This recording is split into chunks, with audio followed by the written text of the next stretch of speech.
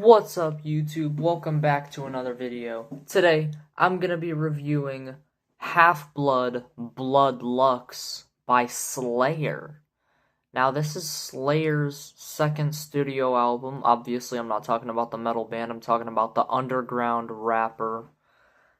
His second studio album coming off of a great debut, Halfblood, which showed a lot of variety with like some pop rap type things, some hyper pop, and then some more like rage and like trap and just a bunch of stuff like that with some really cool production, and it was easily like one of the best albums of 2025, like at least in the underground. And you could tell with the sound he wasn't going to stay underground for long. Like Slayr blew up so fast after that dropped. But now we've got Halfblood, Bloodluxe, so this adds 10 more songs onto the original track list. And yeah, that's pretty much all I got to say about it. So let's get into the tracks. Track number 1, Brain Fog. This song has a beat that kind of builds up in the start with some buzzy synthesizers and sparkly production like usual. And I think it's a good start into the album, you know, kind of draws you in. And then Slayr has a good verse on here, and there's a cool like electronic bridge section towards the end, which just, I don't know, has like some, I wouldn't really say EDM, but like electronic type production in there. And yeah, I think it's a good intro. So solid opener for the album for sure. Track number 2, Hard Knock. Great flow in his verse. I think he has the best flow on here. Like, some of the best flow out of the whole album. But he's kind of biting Cardi's song On That Time with the hook.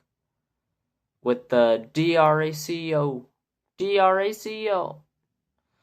Like, he says like kind of the same thing. D-R-A-C-O, Drake. D-R-A-C-O, Drake.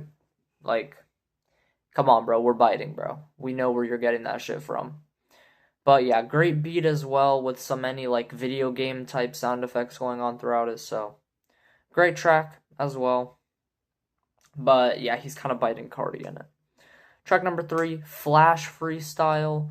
Even more aggressive rage beat on here with an electric guitar in it and even like some actual drums.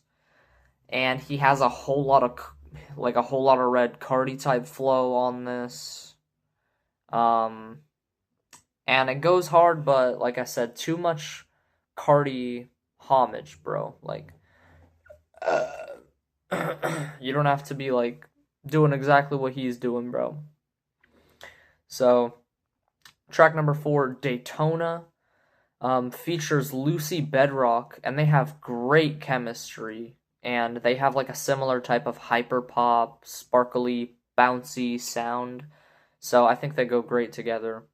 I really like the synth lead on this song, and Slayr's hook is great, one of my favorite hooks on the album, for sure, so Daytona, great track. Next song, Toxic. Great verse from Slayr addressing great verse from Slayr, and he also addresses the fucking like negative aura thing that everybody's talking about. Like everybody's saying Slayr has negative aura or something. So stupid, bro, that people actually care about that shit. But yeah, he brings it up in here. He was flowing on there. Cool beat switch into like a more interesting sound with some more electronic type dubstep things going on. He messes a lot with like some EDM electronic sounds throughout like the whole album. So I think that's pretty cool about Slayr. And yeah, it's a cool track. This one's a little bit longer, but I like the different interesting things going on towards the second half. Next track, Eyesight. Great transition from Toxic to Eyesight, but Slayr's performance on here is just like okay to me. I think this is the weakest song yet. I don't think it's a miss, but I think it's like, it's alright. Next track, Brand New. Song comes on chill, kind of basic, but the beat picks up and it gets harder. Good Slayr performance. Great Slayr verse where he uses like this Nine Vicious type voice that I think is pretty cool. And yeah, he was flowing on here, so this is a solid song for sure. Next track, Rax. Great beat from Pretty Fun. I peeped the Pretty Producer tag. I was like, oh, okay, he producing for Slayr. It's a tough beat. He cooked on it, but yeah, the song just doesn't do that much for me. Slayr's flowing on it. It's a cool song. Nothing crazy. Next track, Paint a Picture. This is a chill song.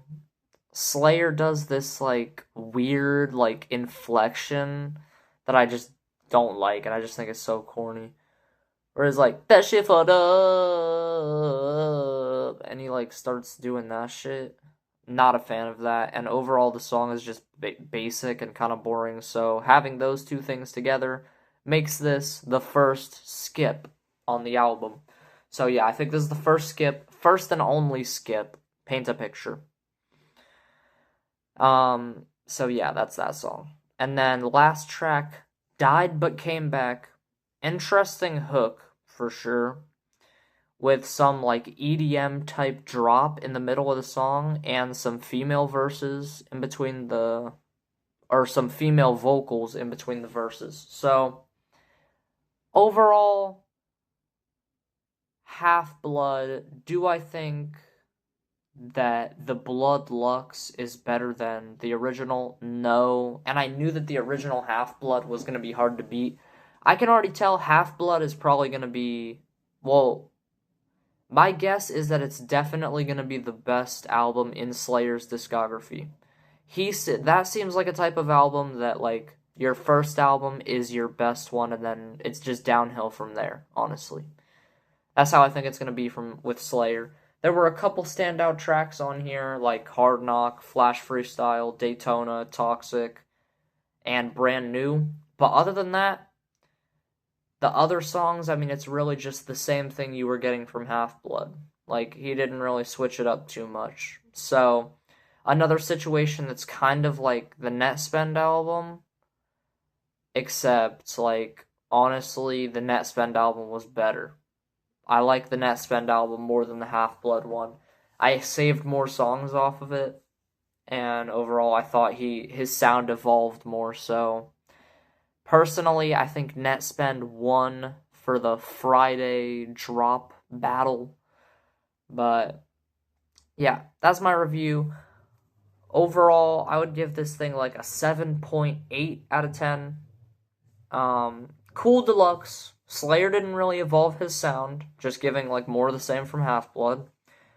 But the production is cool, and yeah, I just think the songs kind of lack character, like they really did in the other one. They don't have as much character, and he bites Cardi too much.